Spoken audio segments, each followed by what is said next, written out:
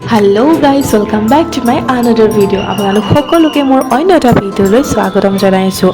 আমি সেইদিনাখন কামাখ্যা মন্দিৰ গৈছিলোঁ। আমি তিনিজনী, টিম্পি, বন্দনা আৰু মই। আমি বহুত দিনৰ পৰা ভাবি আছিলোঁ কামাখ্যা মন্দিৰ যাম বুলি, তো সেইটো কাৰণে আমি গ'লোঁ।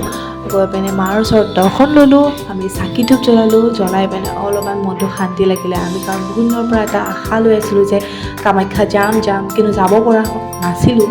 তো আমি ফাইনেলি গ'লোঁ। আৰু কামাখ্যা মন্দিৰৰ পৰা আমি ডাইৰেক্ট গ'লোঁ বগলা মন্দিৰ ওচৰতে আছে। তো বগলা মন্দিৰত আমি চাকি জ্বলাই তাৰ পৰাও দৰ্শন লৈ পেলাই ভাবিলোঁ আমি এতিয়া অলপমান খোজকাঢ়ি যাম।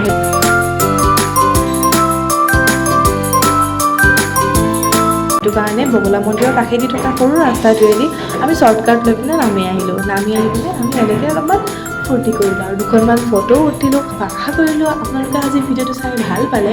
যদি ভাল পালে ভিডিঅ'টো লাইক কৰিবলৈ নাপাহৰিব। Thank U.